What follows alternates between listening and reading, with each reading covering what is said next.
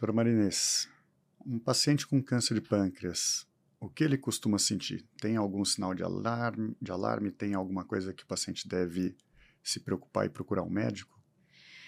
Luiz, eu vejo essa doença como uma doença que, né, culturalmente isso é um entendimento, né, um conhecimento que fica na mente das pessoas de que é uma doença agressiva, uma doença difícil, e parte disso vem justamente por essa questão.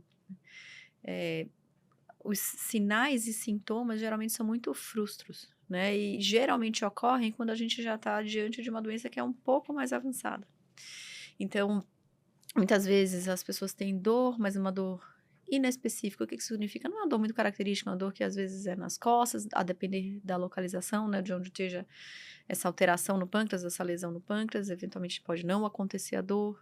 Algumas vezes as pessoas têm uma alteração da digestão, né, tem um pouco de empachamento, ou seja, aquela sensação de que, né, comeu demais, ou eructação, alteração, né, do hábito do intestino, ou seja, um pouco mais de gases, ou seja, sintomas que não são tão específicos. Ah, eventualmente, em algumas situações, a pessoa pode ficar com os olhos amarelados, as fezes mais claras, a urina mais escura, e geralmente esse é um sinal que as faz ir até um pronto-socorro, e aí muito frequentemente vão ser submetidos a um exame de imagem, e isso de certa forma facilita o reconhecimento dessa doença. Mas fora disso, são sintomas que não são tão característicos, que podem acontecer por diversas outras situações, né, e às vezes até quando elas reportam para o médico, né: "Ah, estou com essa dor nas costas", muitas vezes vai se procurar outras coisas e não necessariamente uma alteração do pâncreas. Eventualmente o que pode acontecer também é um diagnóstico, por exemplo, do diabetes, né, eh, recente ou alguém que tem o diabetes que de repente descompensa, né, para de ficar bem controlado, isso pode ser um sinal de que, né, tem uma alteração no pâncreas também. E o diagnóstico geralmente vem de algum exame de imagem, né, raramente essa é uma doença que você faz um exame de imagem e encontra, geralmente as pessoas têm algum sintoma e vão procurar um auxílio, né, e por isso terminam sendo diagnosticadas. E muitas vezes as pessoas que têm dor, né, estão numa situação que não necessariamente vai ser possível seguir com a cirurgia, que seria o tratamento ideal. Então, essas dificuldades levam, em parte, né, à agressividade da doença. A gente não tem um exame de rastreamento, ou seja, um exame que seja capaz de diagnosticar numa forma precoce, né, para que seja feito um tratamento mais inicial, numa fase mais inicial. A gente não tem um bom exame que dê para ser recomendado de rotina, por exemplo, ó, faz de tanto em tanto tempo este exame que vai ser possível fazer o diagnóstico numa situação, né, ideal. Isso do exame ainda não existe, talvez futuramente a gente consiga fazer isso através de exames de sangue, eventualmente. E então isso tudo, né, colabora para a dificuldade no reconhecimento da doença e consequentemente no tratamento. Talvez seja um dos motivos que mais da metade do câncer de pâncreas a gente diagnostica já numa fase tardia, o estágio 3 ou estágio 4, quando o paciente já não pode mais ser operado direto e acaba fazendo quimioterapia para depois ver qual é o curso. Em relação aos exames de imagem, eu acho que vale destacar que ultrassom é ruim, então o método mais disponível que tem, né, é ultrassom de abdômen, ultrassom que está na rotina do dia a dia, para transvaginal, para ultrassom de mama, faz ultrassom de abdômen. E acho que vale destacar que o ultrassom de abdômen raramente detecta o câncer de pâncreas. O ultrassom de abdômen só vai detectar um câncer de pâncreas já avançado. Então, o pâncreas não é um bom órgão para ser avaliado no ultrassom de abdômen convencional, esse que a gente faz mais rotineiramente, às vezes em check-ups anuais. É um exame que é bom para o fígado, mas para o pâncreas é um exame pobre. E acho que vale a pena destacar também da questão daquela dor persistente, né, dos sintomas que não se descobre a causa. Você mencionou o diabetes, acho que é importante saber, né, alguém que fiquei diabético, meio quase como uma surpresa, eu acho que cabe sempre fazer um exame seccional, um exame de tomografia, por exemplo, para ver como é que está o pâncreas. Às vezes é só mesmo porque a gente engordou ou porque a gente está mais velho e o pâncreas vai perdendo função, mas às vezes pode ser um tumor que faz com que o pâncreas atrofie, né? O pâncreas diminua de tamanho e com isso diminua a função. Acho que é algo para se lembrar.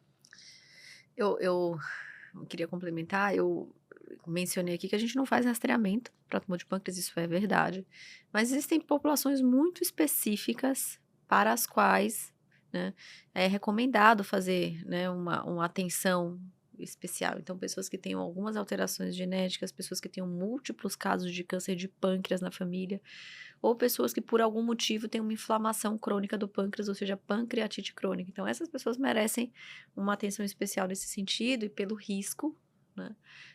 Aí sim, a gente eventualmente recomenda de forma mais individualizada fazer algum exame rotineiro. Geralmente daí tomografia ou ressonância também, né? Existem alterações, Luiz, benignas do pâncreas, ou seja, alterações que não são câncer de pâncreas, mas que podem se tornar um câncer de pâncreas e essas também merecem um acompanhamento, correto? Sim, as lesões císticas que hoje, com os métodos melhores, né, de imagem e também mais disponíveis, tomografia e ressonância sendo mais corriqueiramente pedidos, a gente tem, com o envelhecimento da população também, porque essas lesões benignas, as mais comuns são pequenos cistos, que seriam como se fossem pequenas bolsas de água ou de mucina que ficam no pâncreas, são benignas, é bastante comum, mas que elas merecem ser acompanhadas porque uma parte delas a gente vai ver que vão começar a crescer, e se começar a crescer, existem algumas características nos métodos de imagem que a gente pode apontar o dedo e falar também, ó, essa aqui está começando a parecer que pode vir a virar um câncer. E daí, nesse contexto, um cirurgião pode, às vezes, operar até preventivamente, né? Uma lesão que a gente acredita que seja benigna, mas que está com uma apresentação, está começando a crescer, está começando a ficar mais feia na imagem, e daí você opera, às vezes você detecta daí um câncer inicial, um câncer de pâncreas nesses que surgem dessas lesões císticas, os tumores papilíferos, né, ditos. Então, o fato de ter um cisto no pâncreas não quer dizer que seja câncer, mas merece uma avaliação, né, quanto à necessidade de fazer um acompanhamento ou quanto à necessidade de se retirar. E dado que foi encontrado uma lesão no pâncreas, né, uma lesão aí, a gente está falando de uma lesão cística, uma lesão com características de um tumor maligno. É sempre o mesmo tumor do pâncreas? Isso é outra coisa, entender que o câncer de pâncreas não é um único câncer, né? Existem algumas lesões que acometem o pâncreas, alguns tumores que surgem no pâncreas, tem a mais comum, que é o adenocarcinoma ductal, e infelizmente o mais comum é um tumor muito agressivo e que tem esse comportamento que muitas vezes quando a gente diagnostica já está avançado. Tem alguns outros tipos de câncer de pâncreas que são mais raros, e tem um tumor que eu acho que vale a pena mencionar, que é o tumor neuroendócrino, que também não deixa de ser um tumor com um espectro amplo, alguns que são mais indolentes, que crescem muito devagar, alguns que são mais agressivos. O câncer de pâncreas, que é o câncer que a gente conhece, que todo mundo teme quando ouve, é diferente desse tumor neuroendócrino, onde boa parte desse tumor neuroendócrino vai ter uma evolução bem mais lenta, né? E a gente, no exame de imagem, muitas vezes desconfia que não é um câncer de pâncreas aquele comum, ruim, o adenocarcinoma, que pode ser um tumor neuroendócrino, essa variante menos agressiva dos tumores de pâncreas. Isso para a gente falar, talvez, dos dois mais importantes, mais frequentes, porque existem outros, alguns tumores sólidos císticos, alguns tumores císticos, e dentro dos tumores sólidos, alguns tumores mais raros também, mas que acho que foge um pouco do nosso foco aqui. E ressaltando que aqui a gente vai focar nesse momento no adenocarcinoma, mas existem tumores neuroendócrinos que aí a gente está falando de um tratamento, de uma variedade de opções diferentes. E aí vale não a pena cabe, um dia falar especificamente sobre os tumores neuroendócrinos, porque realmente é um capítulo à parte, né? Encontrado, então, uma lesão no pâncreas suspeita para um adenocarcinoma. A gente sempre tem que biopsiar? Falando do diagnóstico daí não por imagem, mas então descobrir uma lesão suspeita num exame de imagem. O que fazer?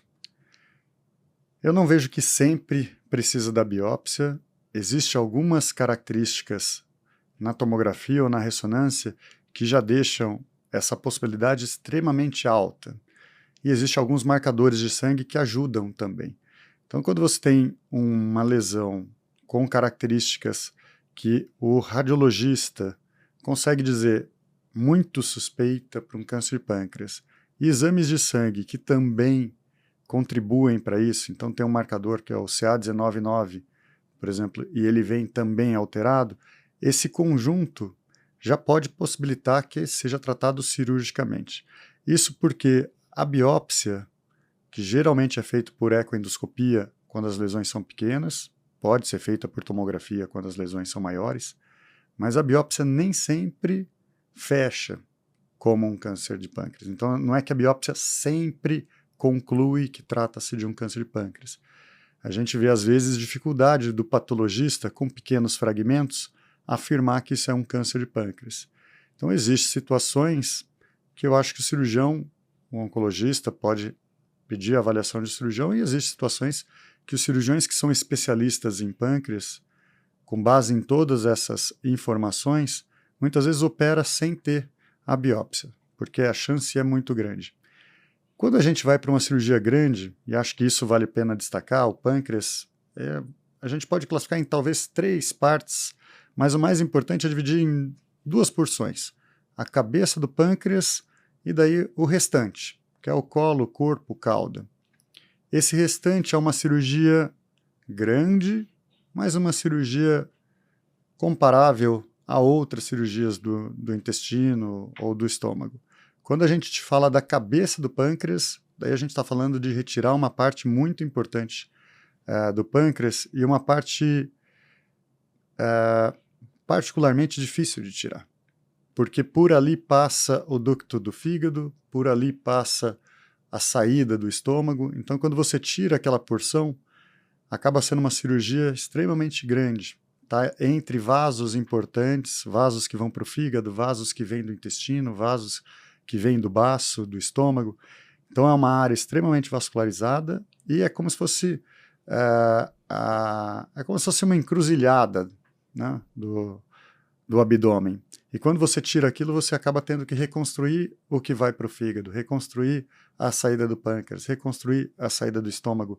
Então são muitas costuras do intestino no fígado, do intestino no estômago, do intestino no pâncreas. Vira uma cirurgia muito grande.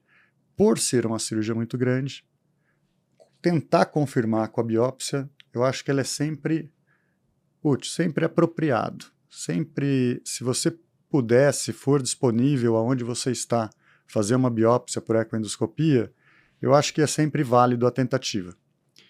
Mas, como eu falei, às vezes é tão típico, e essa biópsia por ecoendoscopia também não é em todo lugar que a gente encontra, então, em algumas situações, eu acho que operar direto está bem válido. Principalmente se a imagem for muito característica. Existe, só para saber, existe um teste de sangue que às vezes a gente faz também, que chama IgG4. Né? Existem algumas inflamações do pâncreas que às vezes parecem um tumor, e tem esse teste IgG4 que, quando está na dúvida ou também está numa cirurgia, vai ser uma cirurgia muito grande, sempre vale a pena fazer. Alguns pacientes vão acabar diagnosticando, é uma sorte muito grande quando esse teste vem estourado, vem muito alto, porque indica que é uma inflamação e que não é um câncer. Mas é algo só para mencionar. Então, pensando em pessoas que têm um nódulo no pâncreas muito característico de que seja, né, um câncer de pâncreas e que seja esse adenocarcinoma, acho que a maior parte das vezes vai ser operado, desde que possível, né? A cirurgia só não é realizada quando essa não é uma possibilidade, seja porque não é possível de retirar, né, essa lesão por conta da localização, ou porque a pessoa não tenha condições de ser submetida a uma cirurgia desse porte. Mas, se não for por esses motivos, a cirurgia é o tratamento que tem a maior chance de cura. E aí depois há que se discutir, baseado no que foi encontrado, se é necessário fazer algum tratamento complementar ou não. Né? Eu acho que a gente pode falar disso posteriormente. Mas entendendo que é uma lesão que é um pouco maior e que a cirurgia é quase possível, né? A gente chama de limítrofe. O que geralmente torna essa condição? Né? O que faz com que a cirurgia não seja possível? essa localização do pâncreas, aonde vem vasos do intestino, vasos do estômago, junta numa veia, que é a veia porta, talvez a veia mais importante do abdômen, que traz todo o sangue do estômago, do baço, do pâncreas, do intestino para o fígado poder filtrar esse sangue, que muitas vezes é o sangue que traz todos esses nutrientes que foram absorvidos do intestino e já é filtrado antes de chegar no coração e circular. Essa posição com tantos vasos importantes, venosos e também arteriais, esses vasos que levam sangue para o fígado, trazem sangue para o intestino, essa posição é uma posição extremamente delicada na cirurgia. Quando o tumor é um pouco maior, ele pode infiltrar esses vasos e o cirurgião não consegue, então, basicamente, removê-los, né, separá-los desses vasos. Nesse contexto, existe algumas vezes a chance de retirar esses vasos, mas precisando reconstruir. São vasos vitais, são vasos que a gente não pode viver sem. Eu não posso tirar a artéria que leva sangue para o fígado, a veia que leva sangue para o fígado e achar que eu vou viver desse jeito. Você precisa desses vasos. Então, se o tumor está grudado, está envolvendo esse vaso circunferencialmente, toda a totalidade, o cirurgião não consegue retirar e preservar os vasos, aí a gente considera esse tumor irressecável. Existem situações que o tumor está encostando nesses vasos e que daí a gente olhando na imagem, na tomografia ou na ressonância, a gente percebe um contato maior ou menor e acaba sugerindo para o cirurgião, esse tumor você pode ter dificuldade em tirar. Muitas vezes só o cirurgião olhando e vendo se está colado ou se está encostado. Às vezes a imagem não é tão clara, né? Tão clara. E é o dito tumor borderline. Se a gente for ler o tumor borderline, é esse tumor que a gente não tem certeza se os vasos estão envolvidos ou se os vasos estão se o tumor está só encostando nos vasos. De qualquer forma, para esses tumores que já são maiores, onde há essa suspeita de acometimento do vaso, daí, a despeito da cirurgia ser sempre preferida, né, a gente sempre busca a cirurgia, nesses casos, eu já acho que você pode comentar se não seria melhor começar com quimioterapia, com a intenção de reduzir esse tumor, enfim. Qual que é o sentido? Por que a gente vê que os oncologistas muitas vezes preferem que, nesses casos em que o tumor é maior e tem um contato mais amplo com esses vasos, eles preferem que comece com quimioterapia? Os tumores do pâncreas, quando a gente compara com outras doenças, eles têm um risco maior de disseminação. Ou seja, mesmo quando na imagem a gente vê que não tem outros pontos de doença, esse risco ainda assim é um risco considerável. E aí, principalmente numa lesão maior, né? Envolvendo os vasos ou muito próximo dos vasos. E aí, quando você tem esta questão, fazer algum tratamento antes, não tão somente, né, permite que seja feita uma cirurgia com as margens livres, a gente entende que uma cirurgia oncológica, ou seja, uma cirurgia para câncer, o ideal é que essa lesão seja ressecada por completo e não picadinho, não em pedaços, sob o risco de propiciar a disseminação dessas células. Então, a gente, fazendo quimioterapia, teria esse intuito de fazer uma redução para que a cirurgia pudesse ser realizada, né, dessa forma. E também oferecer algum tratamento que vá para o resto do corpo, imaginando que esse risco de disseminação não é pequeno, não é desprezível. Então, de alguma maneira, você está tratando não só a lesão do pâncreas, mas outros possíveis focos que são microscópicos, onde a gente não consegue percebê-los através dos exames de imagem. E por isso ser não infrequente nos tumores do pâncreas, existem discussões em algumas instituições de você sempre começar com a quimioterapia. Acho que isso não tá, né, não é um ponto tão bem definido, não é uma recomendação que possa ser feita de rotina, mas certamente é uma questão a ser discutida. É correto pensar que se o tumor está avançado localmente, está em contato com esses vasos que levam sangue para o fígado ou que trazem sangue para o fígado e para o intestino, existe uma chance maior, e no câncer de pâncreas até uma chance grande, de já ter algumas células que tenham saído desse tumor e que estejam na circulação. E para essas células que ainda não são visíveis nos exames de imagem, então seriam os microscópicos, né? Esses nódulos que às vezes a célula já parou no fígado, a gente só não está vendo ainda, porque está no plano microscópico, precisaria de um microscópio para conseguir enxergar. Para essas células que estão isoladas ou às vezes ainda circulando, a quimioterapia tem a chance de matar essas células.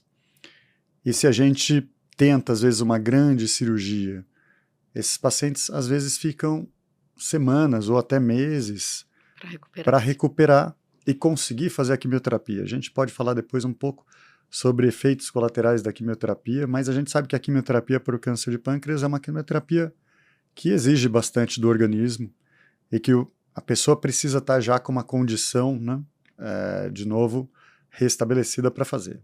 Então, às vezes é melhor começar com quimioterapia para tratar o que a gente não está vendo, diminui o tumor, e às vezes o cirurgião consegue fazer uma cirurgia menor ou até uma cirurgia mais simples, não precisando retirar esses vasos e tentar reconstruir esses vasos, do que pensar na cirurgia direta. É um pouco contraintuitivo, né? Exato, exatamente.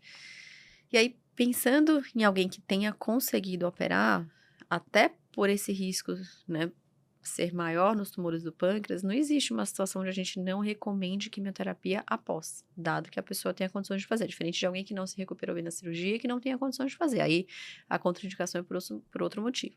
Mas alguém que tenha operado, por mais inicial que esse tumor seja, de forma geral, a quimio é indicada para todos. E aí, pensando nessa situação onde a gente não vê doença fora do pâncreas, mas ainda assim a gente não entende que a cirurgia seja uma possibilidade de retirar tudo por inteiro. Alguém que fez a quimioterapia permanece nessa situação. Existem opções a serem agregadas ou a serem substituídas, né, à cirurgia? Acho que a gente aqui vai poder falar sobre eletroporação, radioterapia. Seriam as duas modalidades que tentam tratar o câncer localmente, então, tumor que a gente não vê nada fora do pâncreas, mas que localmente está invadindo esses vasos, mesmo depois da quimioterapia. O tumor às vezes reduziu, mas continua invadindo esses vasos, ou seja, ele segue irressecável. Existe a possibilidade hoje de tentar substituir a cirurgia por uma combinação de tratamentos. A eletroporação é uma tecnologia que veio ao Brasil há mais ou menos uns 3 anos, na Europa, nos Estados Unidos se usa há mais de 10 anos, onde você coloca agulhas no tumor e você dá choques elétricos de 2 a 3 mil volts. E com isso acaba danificando as membranas das células, abrindo os poros das membranas, e o conteúdo citoplasmático sai da célula. A célula não consegue mais controlar o que entra e o que sai dentro dela, e ela acaba morrendo. Então a eletroporação acaba sendo uma alternativa para esses pacientes que continuam não cirúrgicos, ou pacientes que não são cirúrgicos, de novo, porque têm mais de 80 anos e não tolerariam uma cirurgia de 10, 12 horas. Então você pode fazer a eletroporação neste contexto. A gente sempre recomenda, depois de 2 a 3 meses, fazer a radioterapia também. A radioterapia hoje, com uma dose alta de radiação, que é o chamado a radiocirurgia, também parece ter um efeito complementar, tem um efeito para tentar estabilizar esse câncer de pâncreas, segurar a evolução do câncer de pâncreas e a gente aumentar o tempo de controle de doença nesses pacientes. Eu acho que a combinação é algo que a gente faz na nossa prática clínica. Alguns pacientes com resposta sustentada, que a gente fala, né? Tem alguns pacientes que estão há mais de ano, que a gente está acompanhando e com a doença controlada, pacientes não fazendo quimioterapia, com a doença estável, enfim, a doença em remissão, talvez seja um termo para a gente utilizar. Acho que vale a pena comentar sobre a sequência, a radioterapia e a eletroporação. A eletroporação deve vir sempre primeiro a radioterapia, porque quando inverte e faz a radioterapia depois da eletroporação, alguns trabalhos recentes têm mostrado uma piora até do prognóstico, uma chance de complicação desse procedimento de eletroporação bem maior nos pacientes que fizeram radioterapia antes. Então, sempre que possível, a gente faz a eletroporação primeiro e depois de 2 a 3 meses, essa radiocirurgia. Acho que essa é a combinação para tentar oferecer uma alternativa aos pacientes que não puderam ser operados.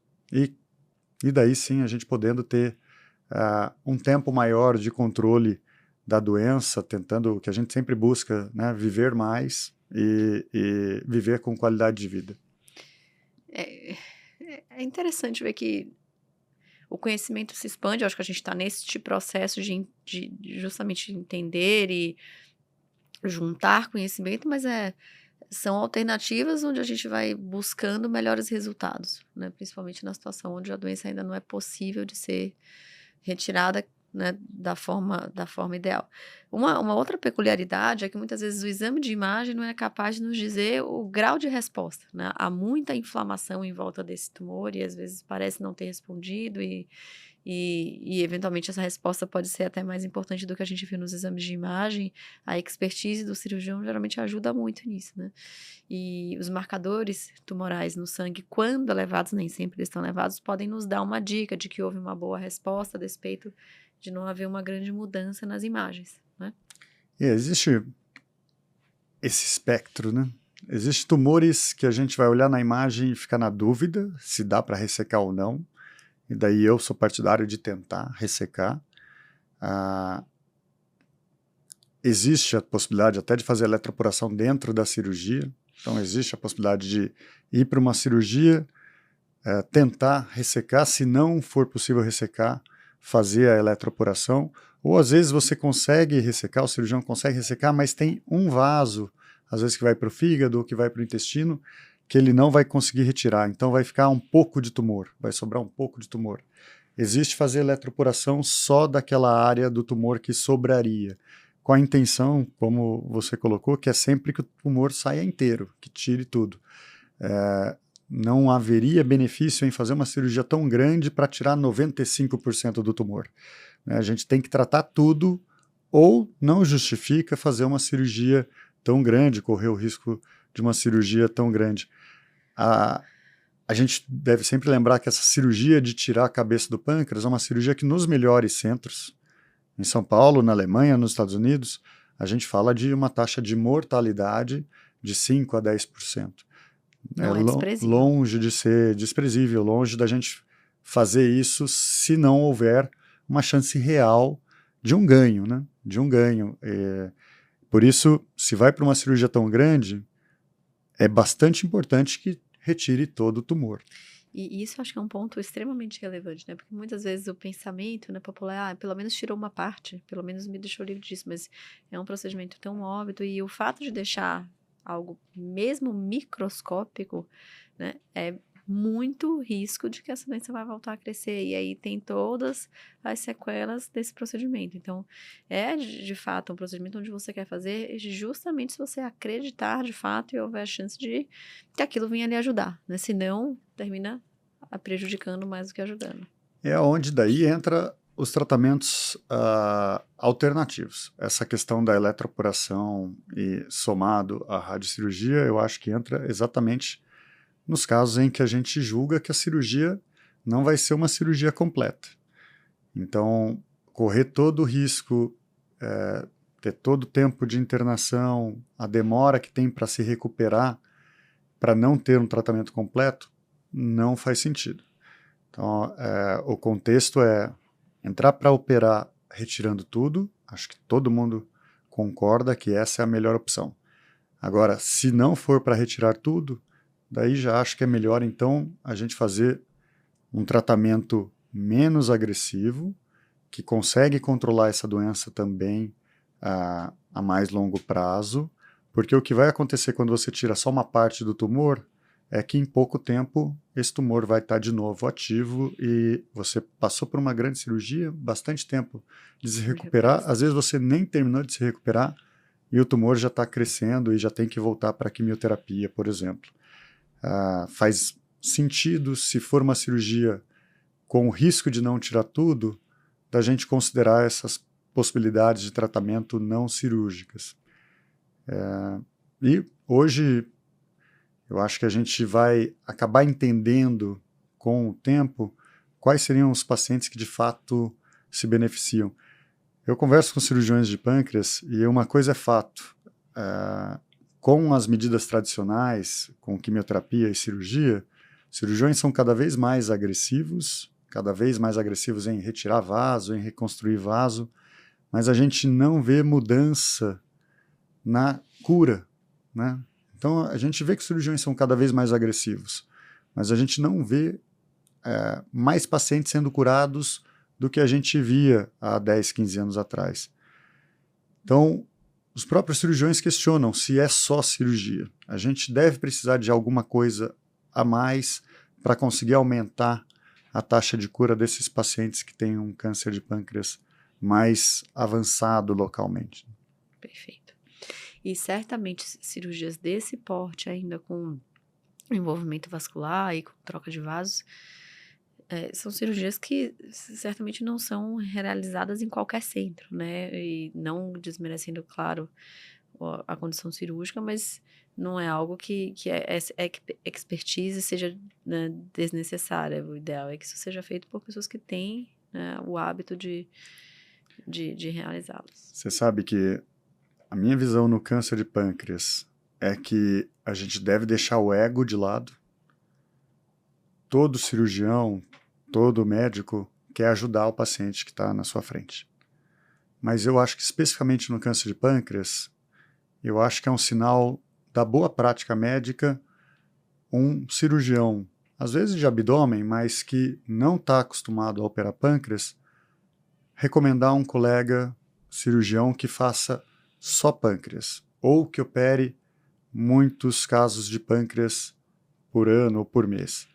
Porque é conhecido, isso é bem estabelecido, que o câncer de pâncreas operado num centro especializado por um cirurgião especializado vai ter menos complicação, menos risco de óbito relacionado à cirurgia e um melhor resultado oncológico, uma maior chance de cura quando operado por um cirurgião, não vou dizer experiente, mas um cirurgião acostumado, habituado a operar pâncreas.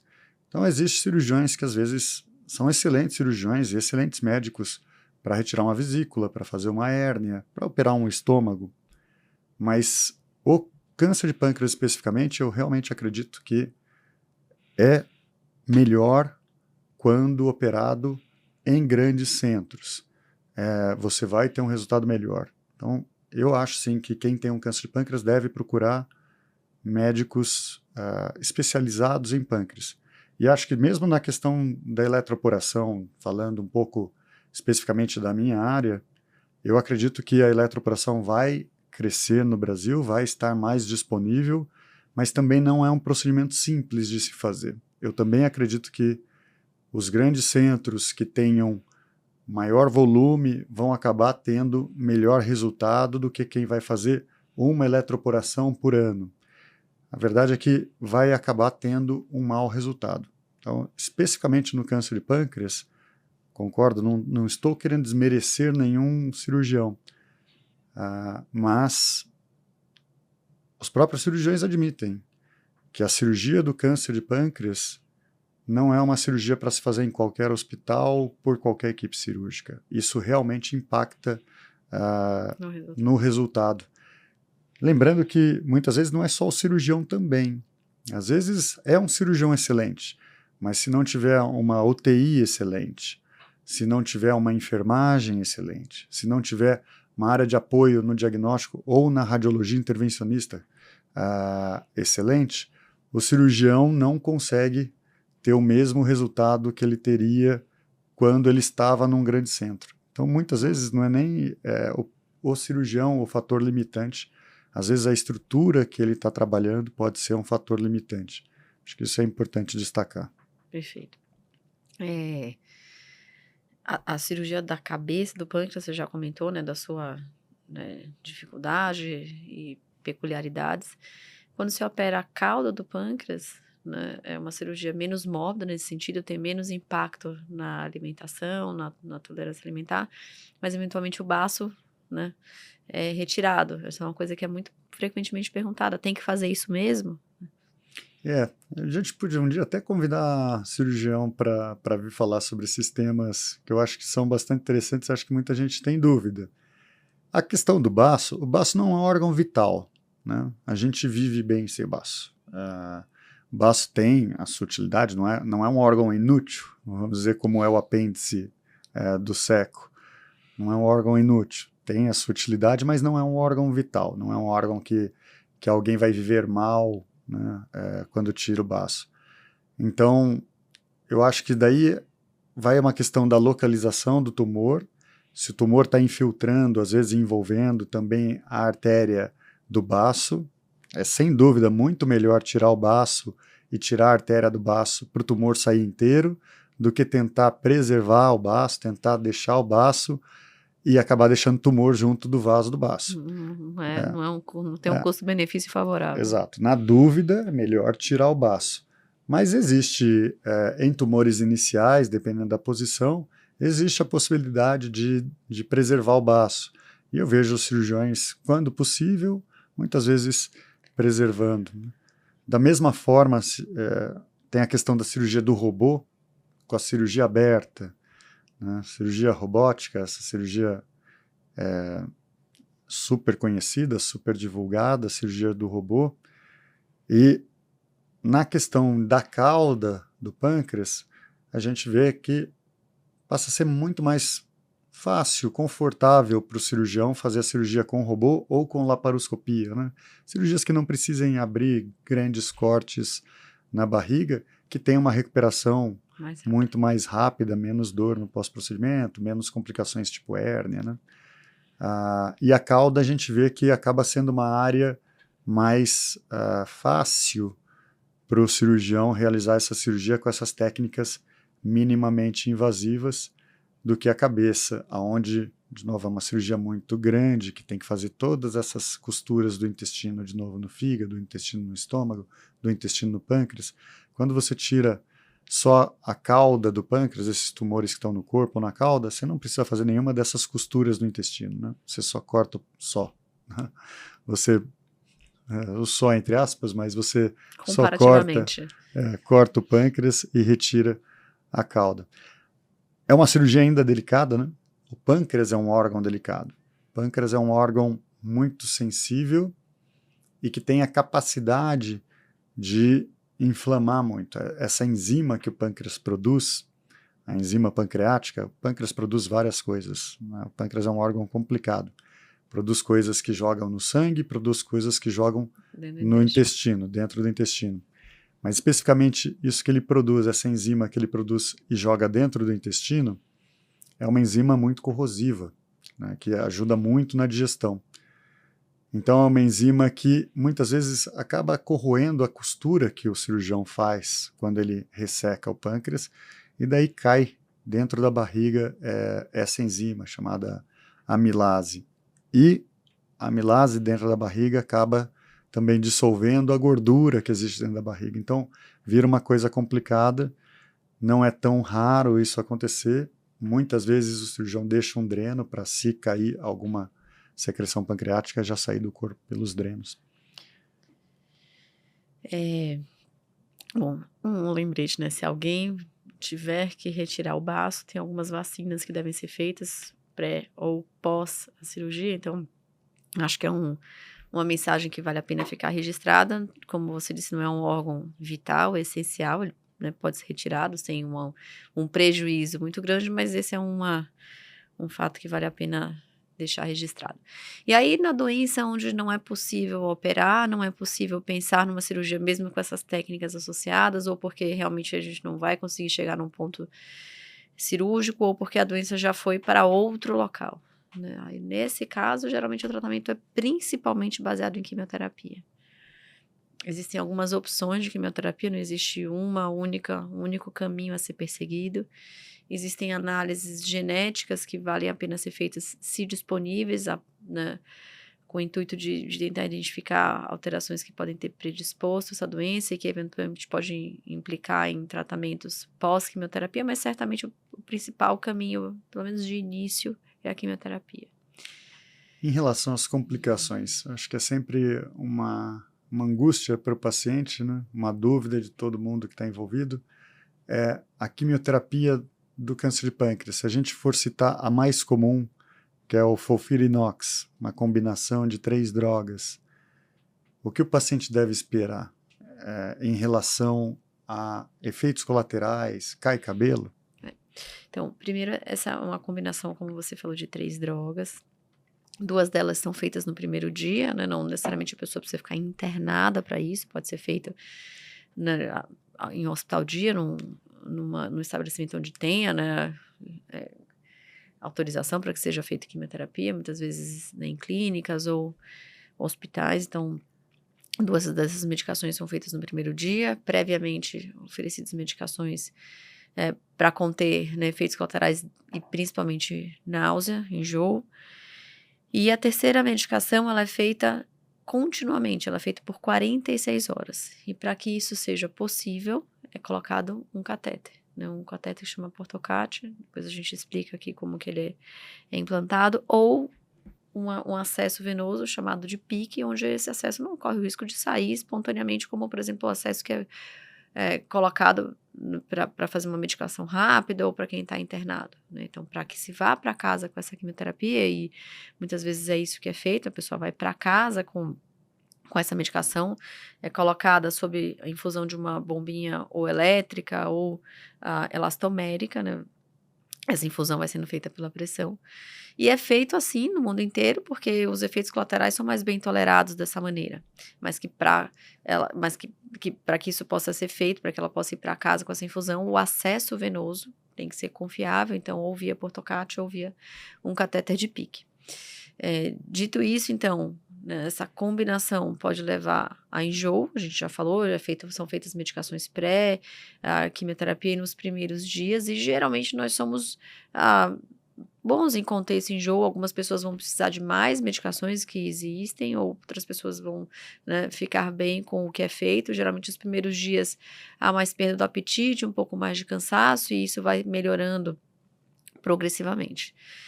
Pode ocorrer a perda de cabelo, mas não é todo mundo que vai perder o cabelo. Em torno de 30% a 40% das pessoas, de fato, vai perder o cabelo, né? Como eu disse, o restante geralmente não perde o cabelo.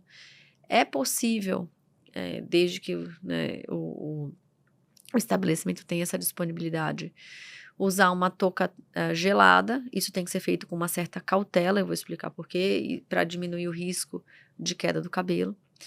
Uma das medicações também leva a uma sensibilidade muito grande ao frio, e é por isso que o uso dessa touca tem que ser feito de forma coordenada e cautelosa, né, antes da medicação que sensibiliza ao frio.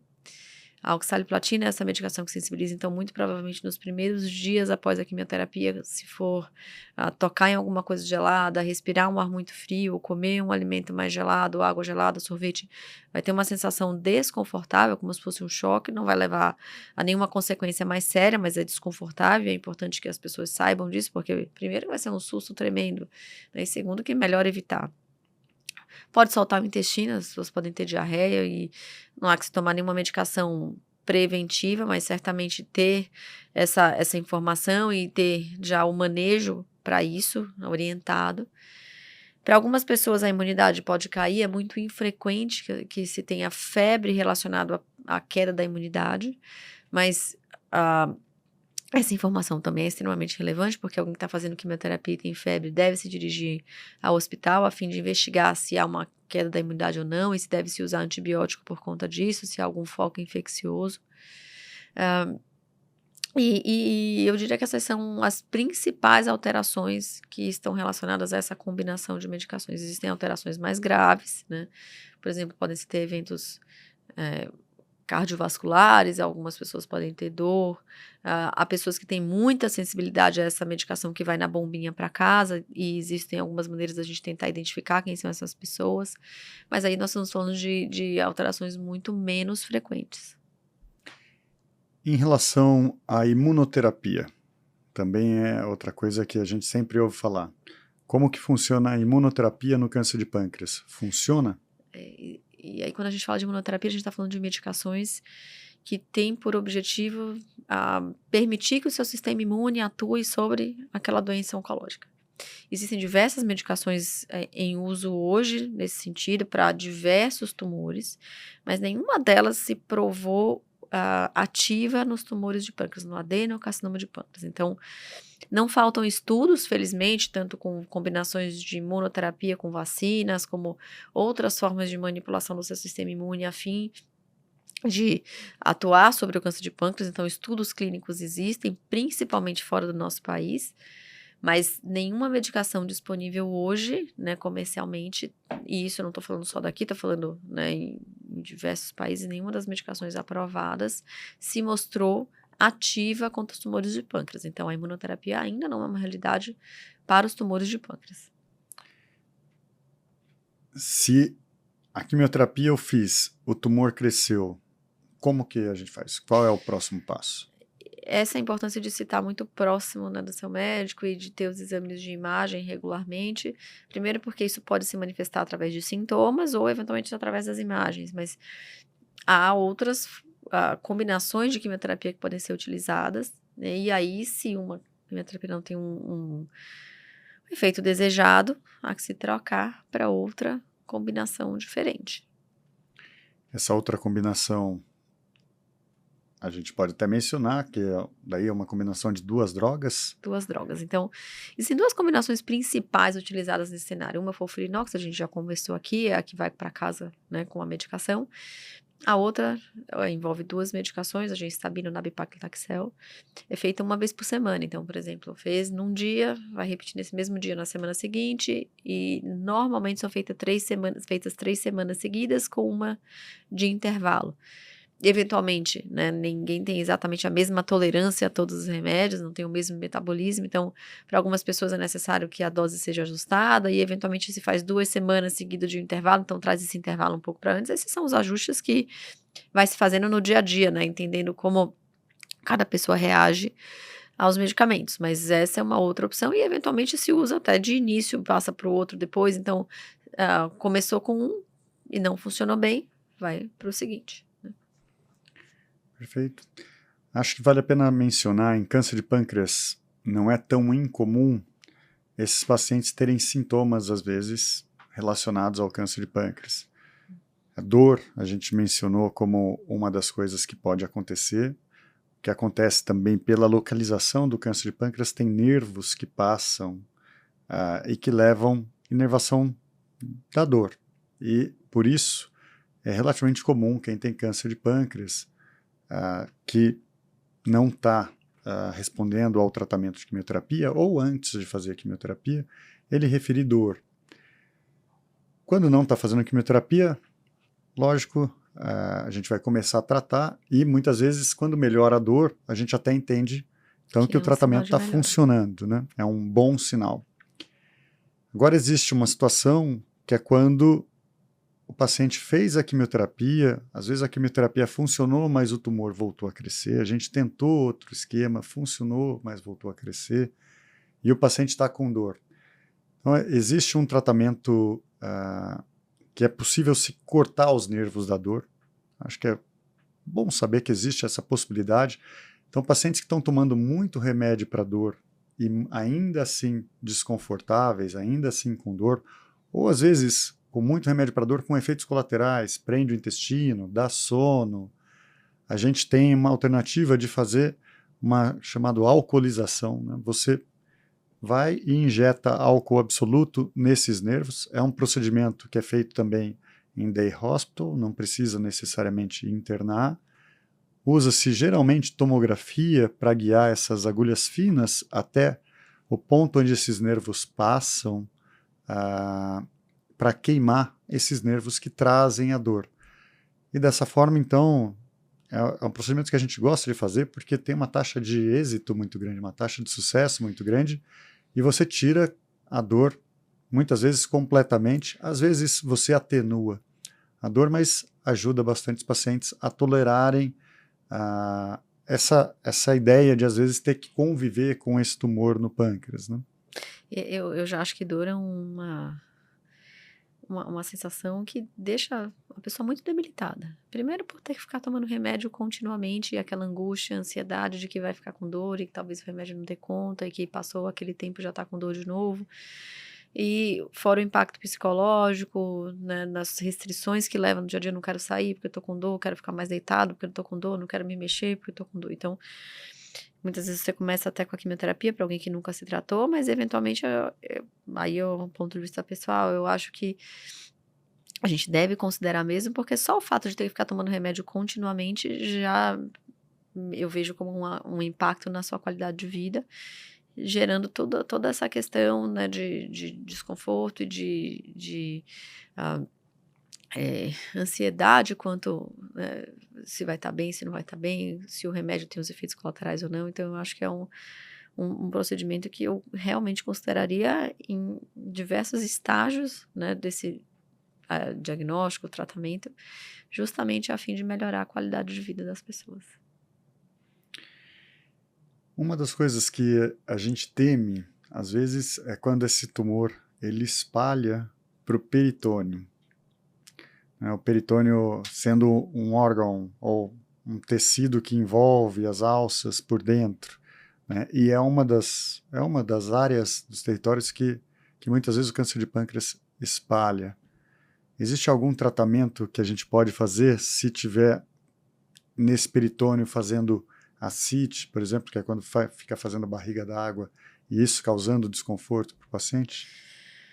Principalmente para quem nunca se tratou, o que a gente já comentou, né, de quimioterapia.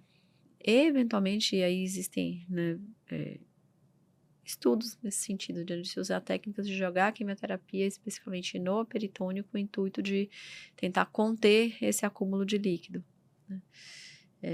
De novo, não é o tratamento principal e não é o tratamento com o intuito de controle dessa doença por si só, mas tentando buscar aqui controle de sintomas, né. Há também a possibilidade de tirar esse líquido, né, já traz um alívio. Quando não se é feito o tratamento, por exemplo, com a quimioterapia pela veia, a tendência é que esse líquido reacumule, né. Então, tendo a opção de se fazer quimioterapia, certamente é onde a gente vai ter um melhor controle desse acúmulo de líquido, que é desconfortável. Leva a uma sensação de peso, dificulta na digestão. A questão da quimioterapia funcionar no corpo inteiro, acaba funcionando também no peritônio, mas eventualmente, se a quimioterapia não está funcionando no peritônio, existe a chance de fazer um procedimento chamado paracentese para tirar esse líquido, traz conforto, mas não estamos tratando nada, só estou tirando o líquido que... Fazendo um alívio naquele momento, certamente vai ser, né?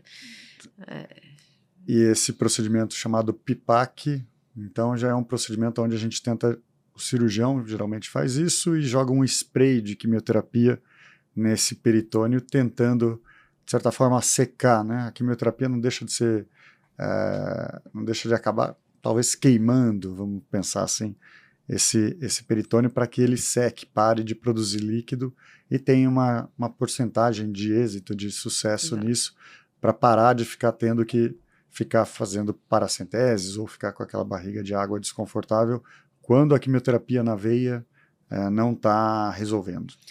Eu vejo esse como conhecimento também em construção, porque a gente tem que entender quem são as pessoas mais sensíveis, quais drogas são as melhores a serem utilizadas e em que dose, em que frequência.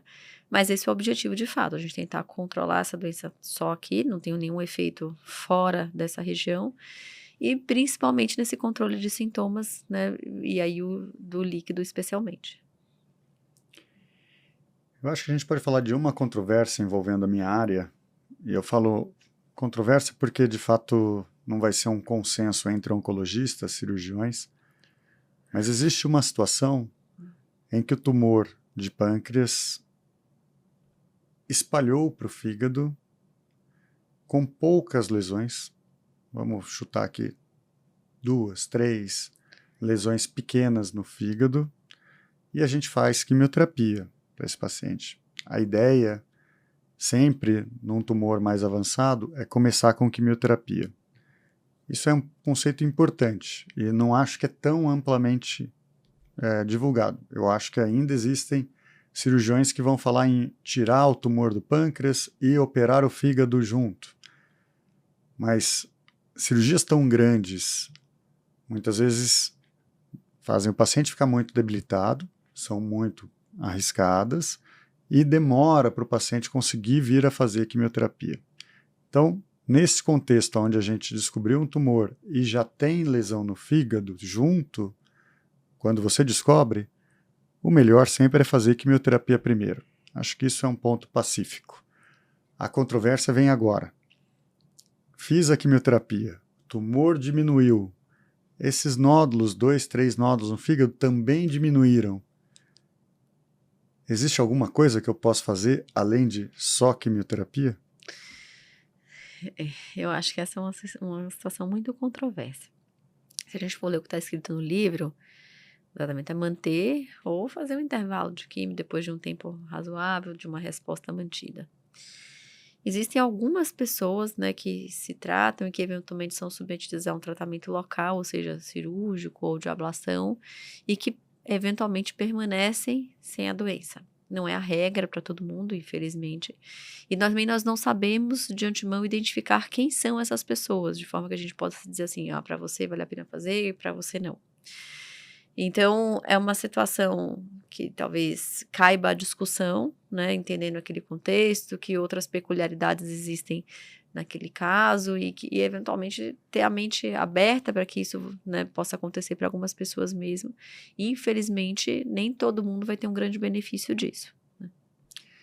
É como eu vejo, concordo. Se a gente olhar guidelines, né, se a gente for olhar estudos que já foram feitos, eles vão colocar que não se deve fazer tratamentos invasivos nesse contexto onde o câncer de pâncreas já espalhou, entendendo que o paciente é incurável. Mas, quando a gente tenta personalizar, pegar pacientes que são muitas vezes jovens, pacientes que estão com ótima performance de status, pacientes que estão muito bem clinicamente fortes, uma população que às vezes tem um prognóstico melhor por causa de algumas mutações. A gente pode mencionar uma mutação chamada BRCA, que a gente sabe que quando o câncer de pâncreas acontece por causa dessa mutação, tem uma resposta melhor ao tratamento que é feito para o câncer de pâncreas. Então, esses pacientes que são os bons respondedores, acho que a gente selecionar aquele paciente que reúne algumas características, jovem, paciente que está bem forte, um paciente que tolerou perfeitamente a quimioterapia, que o marcador às vezes normalizou, as lesões diminuíram muito. Então, esse paciente que é o ótimo respondedor, para esses pacientes, acreditar que a gente pode, sim, ganhar tempo, acreditar que a gente pode prolongar a vida desse paciente se a gente tratar ele localmente. Esse tratar localmente a gente chama ou operar o tumor ou fazer eletroporação. Aí vai ser, de novo, muito discutível, na minha opinião, daí estou falando da minha opinião. Como a gente está falando de um contexto incurável, faz sentido não fazer grandes cirurgias que demorem muito para esse paciente se reabilitar. Não acho que faz sentido fazer uma grande cirurgia que vai demorar 3 meses para o paciente voltar a dar uma volta andando no quarteirão para alguma coisa que a gente julga incurável. Mas faz sentido fazer procedimentos minimamente invasivos, muitas vezes guiado por tomografia, onde a gente só faz os furos, trata o câncer de pâncreas, queima o nódulo do fígado com ablação térmica, né, uma radiofrequência. Então, uma eletroporação do pâncreas e uma radiofrequência ou micro-ondas do fígado, a gente consegue tratar esse paciente com 1 dia ou 2 dias só no hospital e o paciente já sai andando, dirigindo do hospital e volta para a vida cotidiana dele. Fica 5 dias sem fazer exercícios, mas já pode sair caminhando. Depois de 5 dias volta para as atividades normais. Então, eu acho que quando a gente tem uma alternativa pouco agressiva, com pouco risco, e que você pode oferecer para esse paciente uma tentativa de controle a mais longo prazo, uma possibilidade de deixar esse paciente sem fazer quimioterapia por alguns meses, ou, quem sabe, anos, como a gente tem alguns pacientes, eu acho que é benéfico, a despeito de toda a controvérsia. Então, sempre aceitando algum oncologista ou cirurgião que seja mais afeito a guidelines e a medicina baseada em evidências, em estudos mais estruturados. A gente sabe que esses estudos não existem ainda de uma forma estruturada para estes pacientes, e a gente sabe que a grande maioria dos pacientes que têm metástases no câncer de pâncreas não vai estar nesse grupo, né? Não vai estar no grupo do grande respondedor, que vai ter uma doença pequena no pâncreas e pequena no fígado para a gente poder oferecer esse tipo de opção. Perfeito. Mas tem que ter a mente aberta, né? Acho que o nosso trabalho é sempre esse, tentar identificar essas pessoas e pensar em todas as possibilidades sempre com responsabilidade. Eu gosto de falar sobre o câncer de cólon, né? Se a gente voltar 30 anos atrás, o câncer de cólon que tivesse espalhado para o fígado não se tratava, não se operava, fazia só a quimioterapia. E alguém, há 30 anos, começou a desafiar isso e começou a operar o fígado e tirar essas lesões do fígado e tirar o câncer do intestino do mesmo jeito para pacientes jovens, pacientes que tinham condição de aguentar aquela cirurgia.